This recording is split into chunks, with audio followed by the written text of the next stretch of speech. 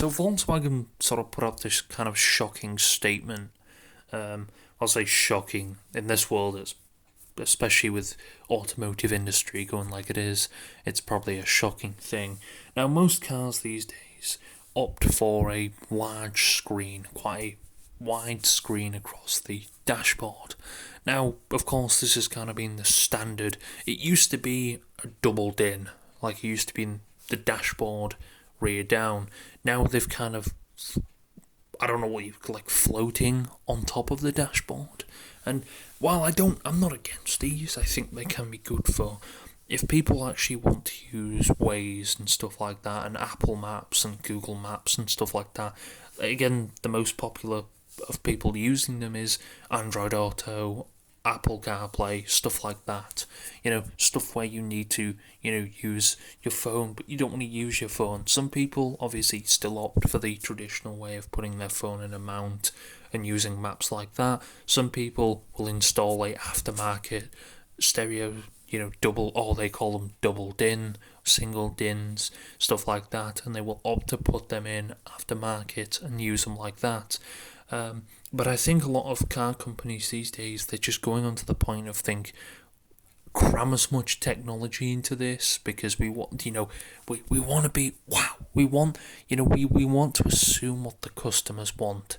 So Volkswagen actually put out this thing and said, it's not a phone, it's a car. VW boss promises buttons are back for good. This is from The Drive. VW says feedback it's received from customers is real, and it promises to never ever make the mistake again. Now, you'll see with a lot of cars these days, the gear shifter, or the gear knob, whatever you want to call it, especially in automatic vehicles, have gone to weird lengths to try and hide the fact that it's an automatic gearbox. And they've used weird, like there's a dial where you select, it's like a washing machine dial, where you select which gear you want. Very weird, very, very weird type of dial. We've went from dials where you put it back into, you press a button, hold a button down, and push it into sort of park, drive, whatever you want it to go into. And we've gone to these type of sort of twisty knobs and stuff like that. I think they've even, I think Teslas have gone weird as well. I mean, they don't have gears, but still, with all that stuff. I just think we're going to a route now where cars are just, they're assuming what the customer wants. And it's quite clear Volkswagen have looked and been like, hang on a second. Maybe we might be the smart ones here if we actually latch on and realise maybe people don't want this. We'll try it, see if it works, and if people like it, why not keep it? The thing about it as well with them, a lot of cars have decided to get rid of a large chunk of important buttons. Like your, your heater, your fans and stuff like that. You all sorts of stuff you need, on your thing. Your hazards, stuff like that. And they've crammed them all into the touchscreen. So you have to go through menu, just to try and find the button that they've digitally made. And again, that, number one, takes eyes off the road.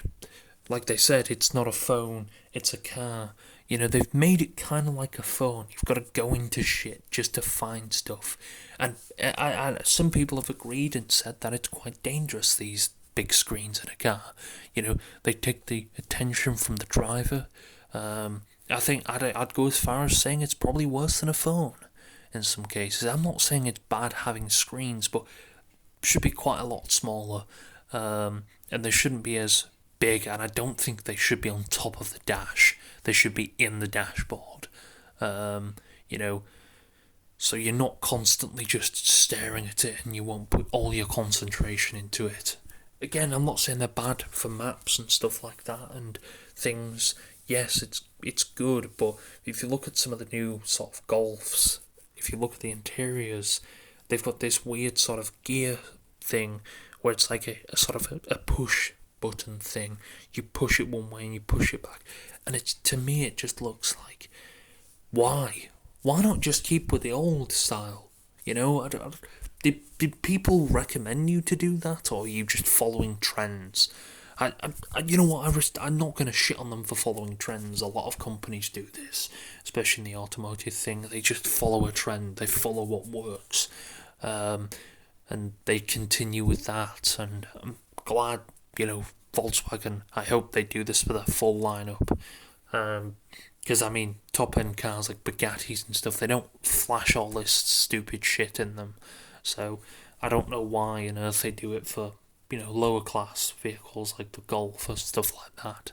Just doesn't make any sense. But I'm glad they've sort of shown some appreciation and some common sense towards this. Driving enthusiasts rejoice Volkswagen will ditch its screen happy control interfaces in favour of old-fashioned physical buttons beginning in its next generation of electric cars. Now, I don't know if they're going to do this for actual internal combustion cars. Please do. Please do, People want to, with this next generation, told Autocar why. Well, as popular and versatile as the touchscreen interfaces are, they ignore one important fact: it's not an iPhone. We will never ever make this mistake anymore.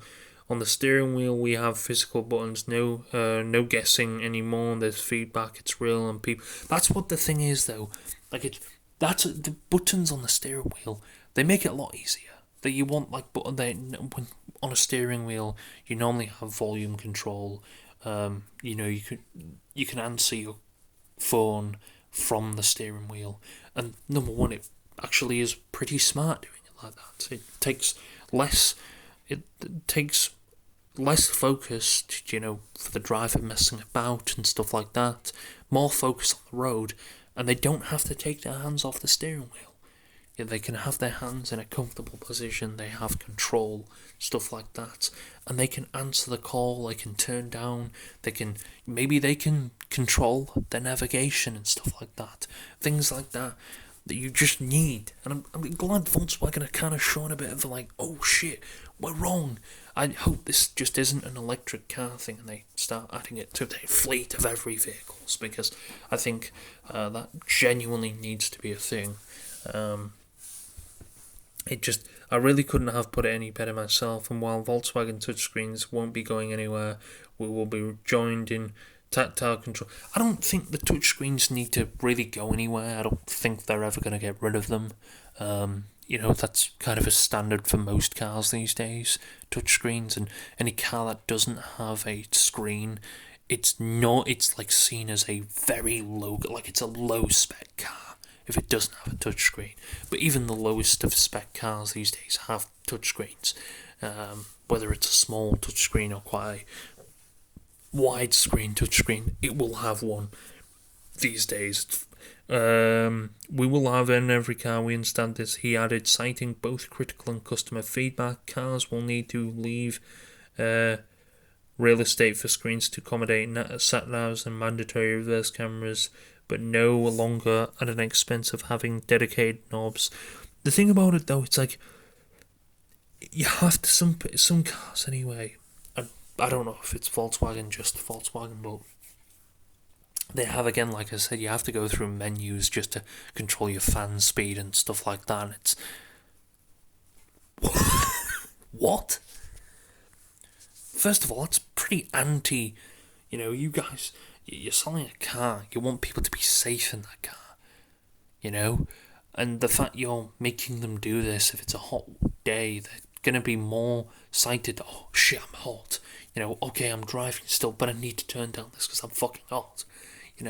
So the fact that they're hopefully going to go to this, I understand that. I know a lot of people don't really like the touchscreens, and again, a lot of people think they're quite dangerous and they can cause accidents, and I don't really want to get into all that business, though. I don't know if they could cause, they definitely can, but you'd be here all day arguing about that. Mind you, this is not the first time we've heard this. VW CEO Thomas Schaffer, I think that's how you say it, promised the same thing in late 2023 after the company was taken to task its executive depending on touchscreen haptic feedback-based controls, partly for the temperature controls in its newer vehicles. Schafter himself even complained about the difficulty finding certain information, acknowledging that the first solution could be awful for the customer experience. But rather than vague promises, we know exactly when the cutoff should be. The launch of the VW's ID2, all program named, employs a battery-powered Golf. So I don't know if they're doing this for electric cars only. Again, it's this thing. Do it for all, man. Don't do it for one. I don't understand this. Again, I don't think this is going to be a thing that Volkswagen are going to do straight away. It's going to take probably a couple of generations for them of Golfs and Passats and you name it to actually for them to go, oh shit, we should probably end up doing this. Maybe this is just all talk. Who knows, to get people excited. I don't know. But again, if it is something true, hopefully other manufacturers will look, wait a minute, look at what Volkswagen are doing.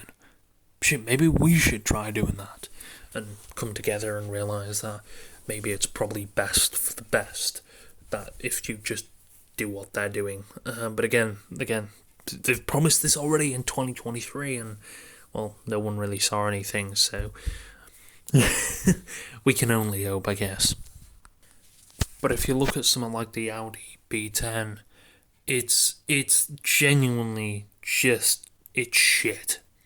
I think that's my best thing to see in these cars.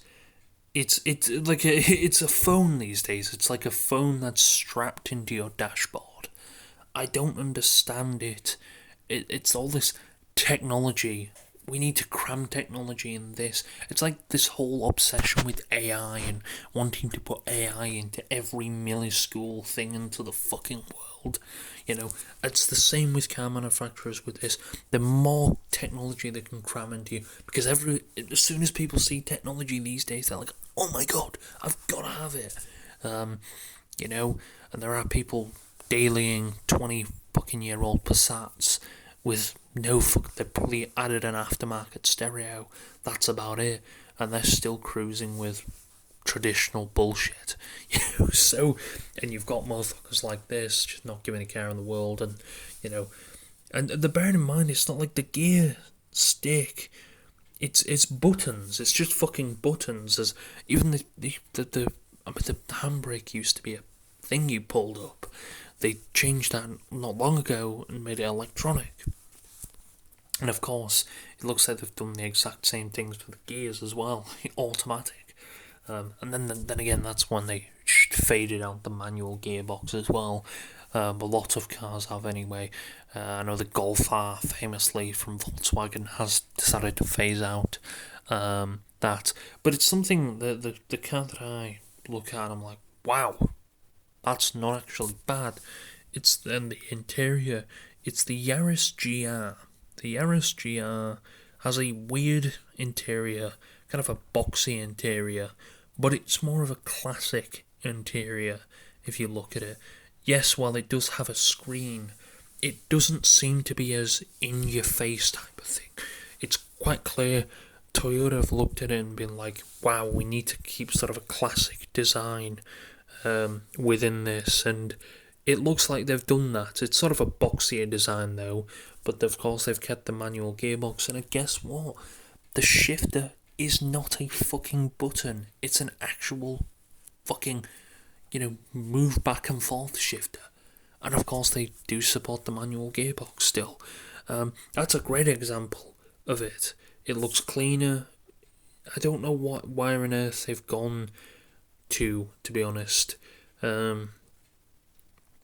manufacturers, because I know Volkswagen have changed. Toyota have changed the GI Yaris interior quite a considerable amount over the years. From the 2022 model of the GI Yaris, it's now more of a boxy sort of finish within in the interior than it was before. Although it's still pretty good, and a lot of people will still enjoy it. For its boxy design and stuff like that, and the fact that the screen is not crazily in your face. It's still there, but it's not as stupid as some of the newer Audis, which I think are just completely fucking stupid. But I don't really know if you can scream at that, I'm not too sure. But, I think car manufacturers just need to go back to what made them so popular, what made Volkswagen so popular. There you go, I think that's perfectly what they should do. But I wonder if we're going to get stuff like that back again.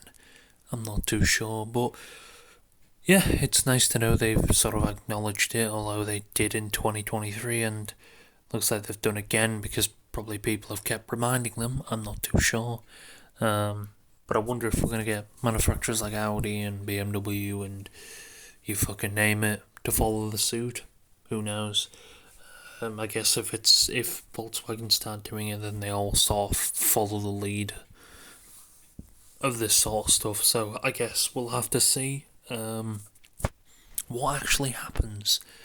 Because I really do want to see them make a change. Because it is getting a little bit over the top now, and yeah, a bit annoying. Just a bit annoying.